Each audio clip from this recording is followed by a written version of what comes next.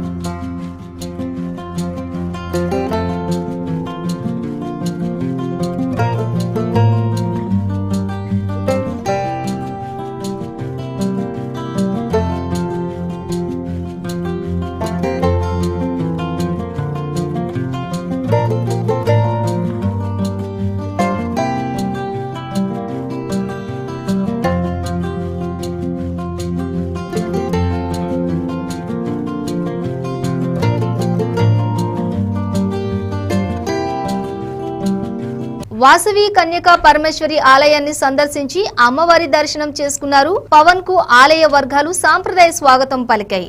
దీంతో కన్యకా పరమేశ్వరి ఆలయం పరిసరాల్లో కోలాహలం నెలకొంది. అందరికీ అభివాదం చేస్తూ పవన్ కళ్యాణ్ ఆలయంలోకి ప్రవేశించారు. వాసవి అమ్మవారికి ప్రత్యేక పూజలు చేశారు.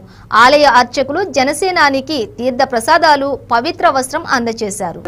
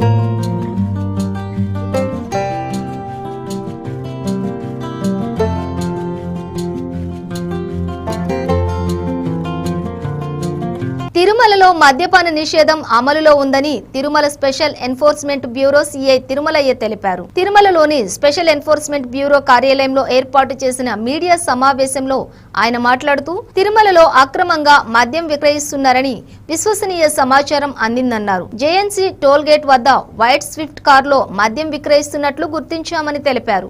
వాహనంలో 16 మద్యం సీసాలను స్వాధీనం చేసుకుని వాహనాన్ని సీజ్ చేశామన్నారు.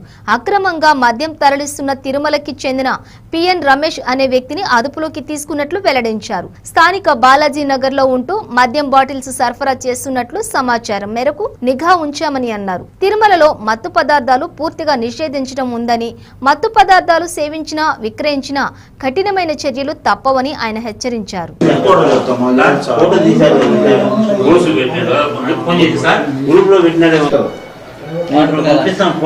ఫోటో పంపిస్తాను లేదా సార్?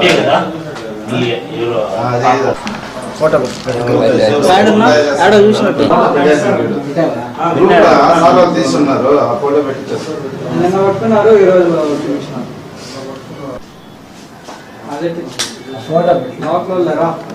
కథగా ఉంది.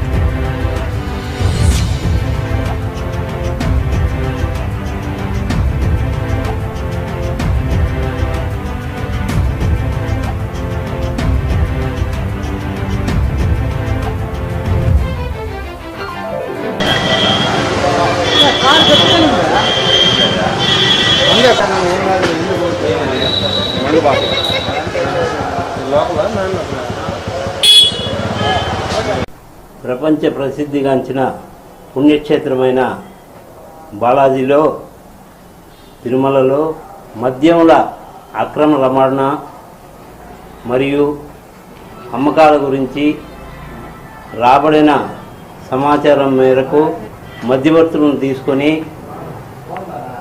జిఎన్సి టోల్గేట్ వద్ద వాహనములను తనిఖీ చేయగా మారుతి షిఫ్ట్ అనే తెల్లని కారులో 16 సుంకం చెల్లించిన మద్యము సీసాలు తిరుపతి నుంచి తిరుమలకు రవాణా చేస్తుండగా కనుగొని బాటిల్ను సీజ్ చేసి ముద్దాయిని అరెస్ట్ చేసి సదరు వాహనాన్ని కూడా సీజ్ చేయడం జరిగింది. కేసు కట్టి ముద్దాయిని రిమాండ్కు పంపడమైనది. ముద్దాయి పేరు పిఎన్ రమేష్. ఇతను బాలాజీ నగర్కి చెందిన వ్యక్తి.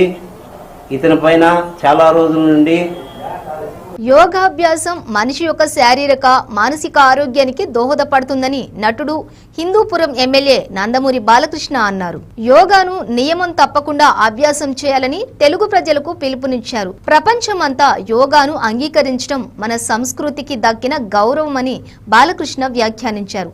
8వ అంతర్జాతీయ యోగా దినోత్సవాలను Basavatarakam Indo American cancer hospital మరియు రీసెర్చ్ ఇన్స్టిట్యూట్ ఆఫ్ ఘనంగా నిర్వహించాయి. అనంతరం నందమూరి బాలకృష్ణ మాట్లాడుతూ అందరికీ 8వ యోగా దినోత్సవం శుభాకాంక్షలు తెలియజేశారు. 15 దేశాలతో మొదలైన ప్రస్తుతం 175 దేశాలకు యోగా దినోత్సవం నేడు విస్తరించిందని అన్నారు. మన ఋషులు యోగా గురువులుగా గొప్పతనాన్ని ప్రపంచమంతా అంగీకరించి గౌరవాన్ని ఇచ్చారని తెలిపారు. ఓంకారంతో ప్రారంభించబడే ఈ యోగా సాధన షట్చక్రాల దర్శన భాగ్యం కలిగిస్తుందని, పూర్వకాలంలో మన ఋషులు ఎంతో సాధన చేసి అందించిన ఈ ప్రక్రియను అందరూ కొనసాగించాల్సిన అవసరం ఉందన్నారు. యోగా ద్వారా ఒక లక్ష్యంపై మనసు ఏకాగ్రతతో సాధించడం వీలవుతుందని అన్నారు.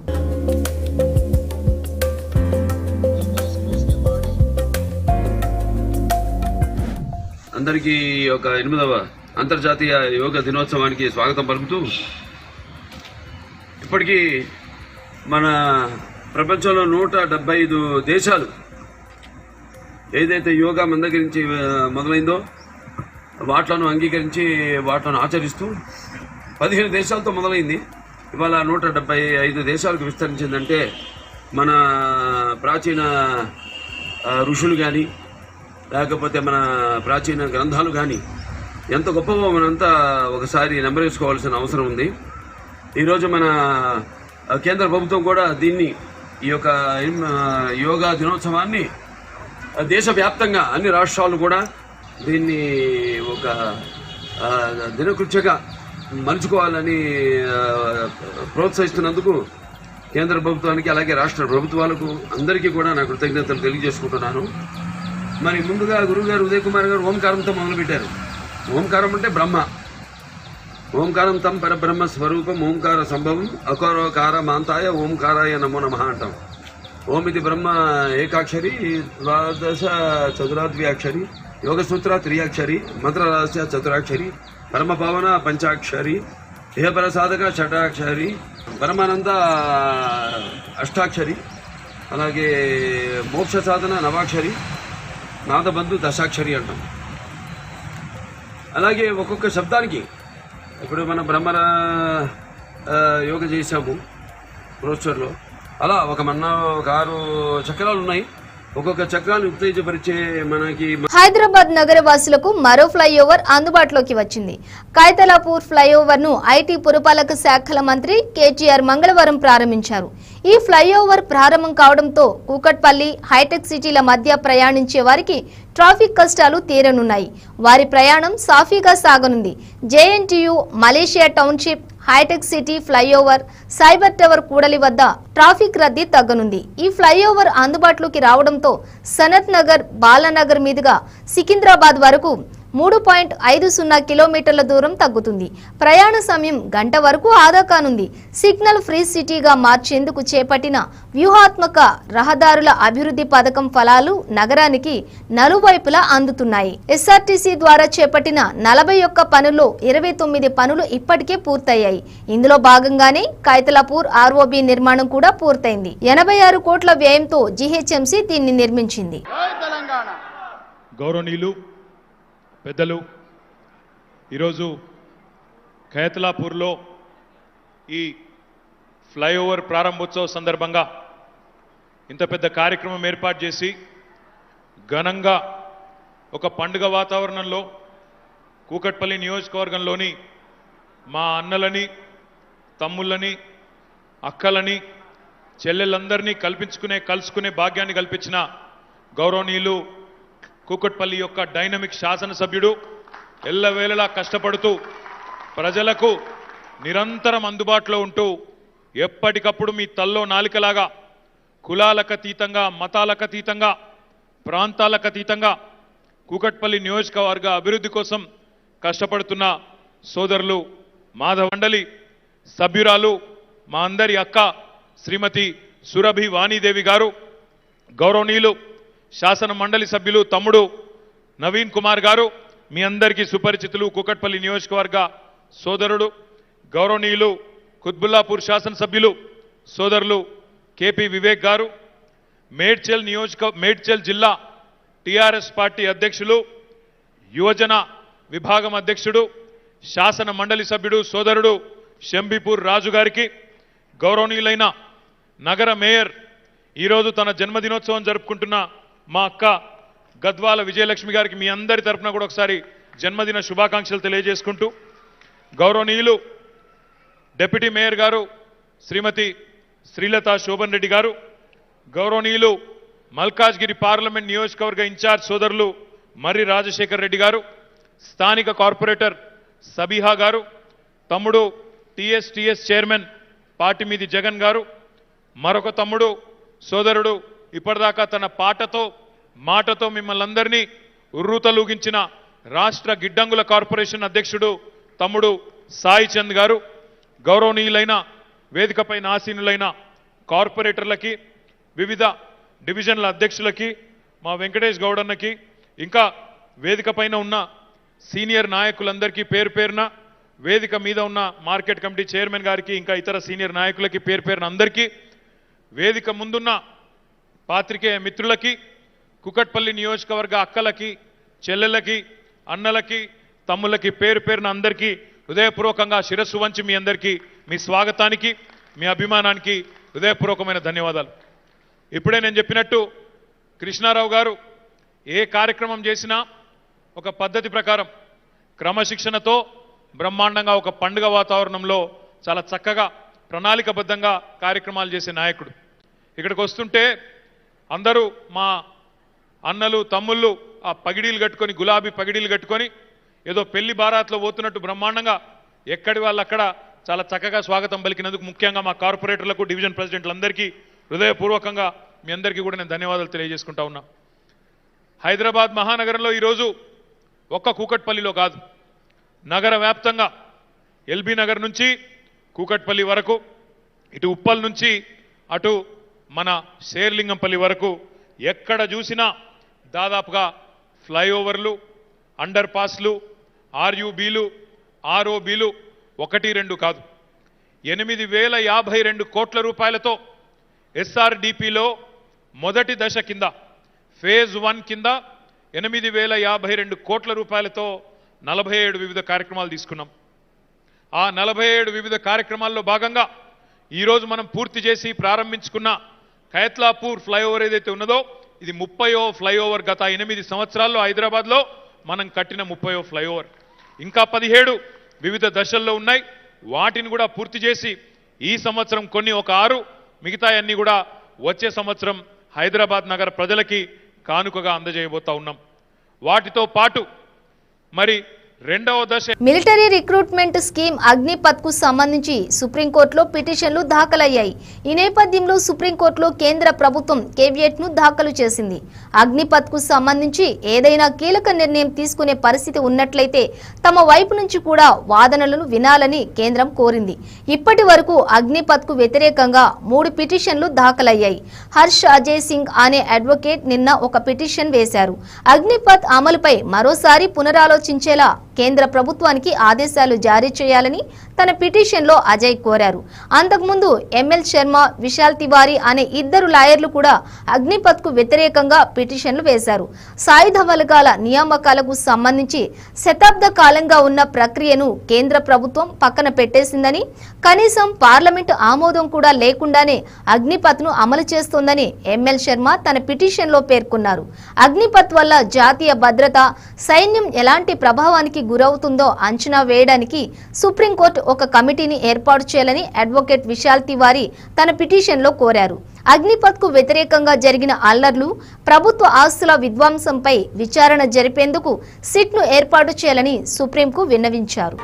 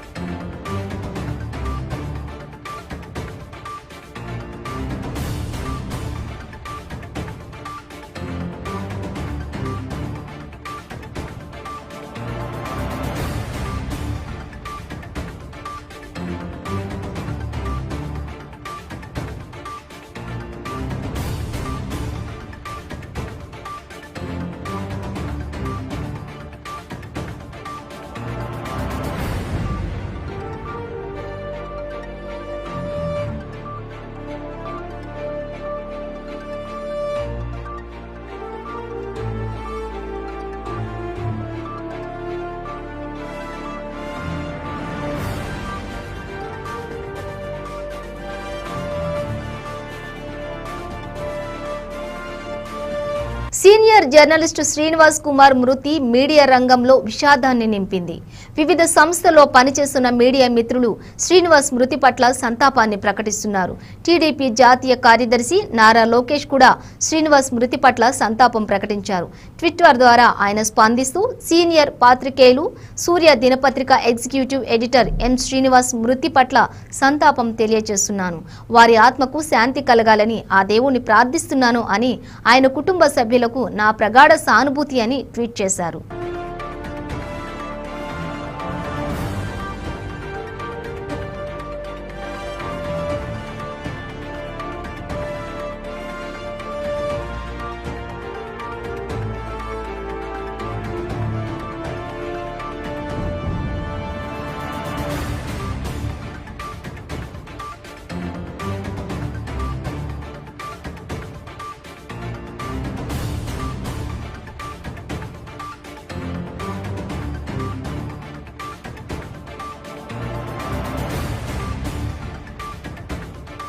ఒకవైపు అగ్నిపథ్ పథకానికి దేశవ్యాప్తంగా వ్యతిరేకత వ్యక్తమవుతుంటే మరోవైపు ఈ పథకాన్ని సమర్థించేవారు గణనీయంగా పెరుగుతున్నారు. ఇప్పటికే చాలా మంది పారిశ్రామికవేత్తలు సుశిక్షితులైన అగ్నివీర్లను 4 ఏళ్ల సర్వీస్ అనంతరం తమ సంస్థల్లోకి తీసుకుంటామని ప్రకటించారు. ఇలా ప్రకటించిన వారిలో Mahindra and Mahindra group chief Anand Mahindra, Tata group chairman Chandrasekaran, Biocon chief Kiran Mazumdar Shaw తదితరులు ఉన్నారు. ఇక తాజాగా హర్యానా రాష్ట్ర ప్రభుత్వం అగ్నివీర్లకు శుభవార్త చెప్పింది. రిటైర్ అయిన అగ్నివీర్లకు హర్యానా సర్కార్ ఉద్యోగాల్లోకి తీసుకుంటామని ముఖ్యమంత్రి మనోహర్ లాల్ ఖట్టర్ ప్రకటించారు. అగ్నివీర్గా సర్వీస్ ముగించుకుని వచ్చే వారికి గ్రూప్ సి లేదా పోలీస్ ఉద్యోగాలను గ్యారంటీగా ఇస్తామని పేర్కొన్నారు. మరోవైపు అగ్నివీర్ల నియామకానికి ఎయిర్ ఫోర్స్ సైతం నోటిఫికేషన్ విడుదల చేసింది. ఈ నెల 24 నుంచి దరఖాస్తుల ప్రక్రియ మొదలై జూలై 5న ముగుస్తుంది. ఆన్లైన్ పరీక్షలు జూలై 24 నుంచి మొదలవుతాయి. ఈ పథకం విషయంలో కేంద్ర సర్కార్ తీరుపై డీఎంకే తన అధికారిక పత్రిక మురసోలీలో విమర్శలు కురిపించింది. సాయుధ దళాల మాజీ అధికారులు యువ ఉద్యోగార్థులకు ఈ పథకం గురించి ప్రతికూలతలను ప్రస్తావిస్తుంటే కేంద్ర సర్కార్ ఈ పథకంలోని సానుకూలతలను తెలియజెప్పేందుకు చర్యలు చేపట్టకపోవడాన్ని విమర్శించింది.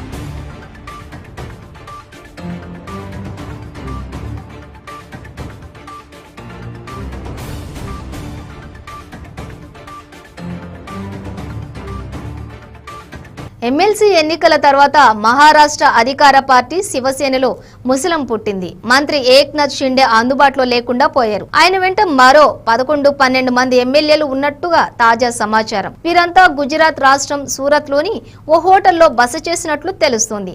తానే ప్రాంతానికి చెందిన ఏక్నాథ్ షిండేకు మంచి ప్రజాదరణ ఉంది. సోమవారం ఎమ్మెల్సీ ఎన్నికలు ముగిశాయి. శివసేన అభ్యర్థులు ఇద్దరే గెలిచారు. తమ అభ్యర్థులకు 64 ఓట్లు వస్తాయని శివసేన అంచనా వేసుకోగా 52 మాత్రమే వచ్చాయి. ఇందులో 55 సొంత ఓట్లు కాగా మిగిలినవి స్వతంత్రులు, చిన్న పార్టీలకు సంబంధించినవి. 64 మంది ఎమ్మెల్యేలలో కనీసం 12 మంది వరకు క్రాస్ ఓటింగ్ చేసి ఉంటారని భావిస్తున్నారు. ఫలితంగా 4 స్థానాలు గెలవాల్సిన బీజేపీ 5 స్థానాల్లో గెలవడం దీన్నే సూచిస్తోంది. తాజా పరిణామాల నేపథ్యంలో శివసేన చీఫ్ మహారాష్ట్ర ముఖ్యమంత్రి ఉద్ధవ్ ఠాక్రే తన నివాసంలో మంగళవారం అత్యవసర సమావేశానికి పిలుపునిచ్చారు. దీంతో శివసేన సీనియర్ నేత సంజయ్ రౌత్ తన ఢిల్లీ పర్యటనను రద్దు చేసుకున్నారు. అయితే షిండే పార్టీకి దూరమైన మహారాష్ట్ర సర్కార్కు వచ్చిన ఇబ్బంది ఏమీ లేదు. 288 సభ్యులు గల సభలో ఎంవీఏకు 169 మంది సభ్యులు బలం ఉంది. ఇక బీజేపీ బలం కేవలం 113 స్థానాలుగా ఉంది.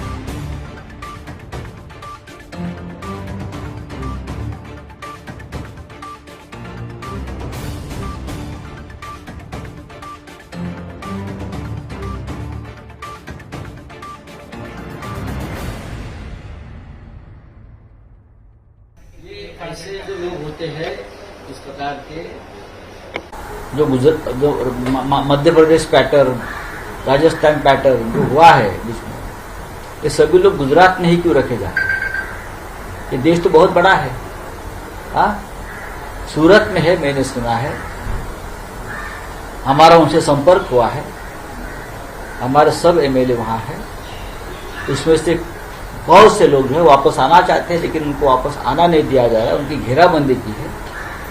ये घेराबंदी सिर्फ गुजरात में ही हो सकती है, क्योंकि वहां किस प्रकार की सरकार काम करती है और केंद्र किस प्रकार से वहां अपना काम कर लेती है, आपको मालूम है। लेकिन जब भी मौका मिलेगा हमारे सभी एमएलए यहाँ वापस आ जाएंगे, क्योंकि वो निष्ठावान शिवसैनिक।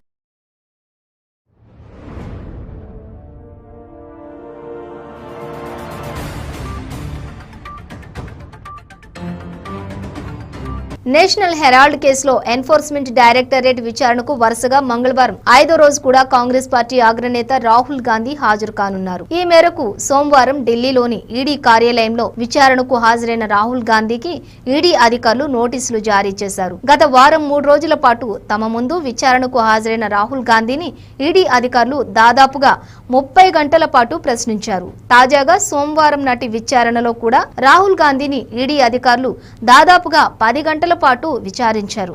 వెరసి 4 రోజుల విచారణలో భాగంగా ఈడీ అధికారులు రాహుల్ ను 40 గంటల పాటు విచారించినట్టయింది. 4వ రోజు విచారణ ముగింపు సందర్భంగా మంగళవారం కూడా విచారణకు రావాల్సిందేనని రాహుల్ కు ఈడీ అధికారులు సమన్లు జారీ చేశారు.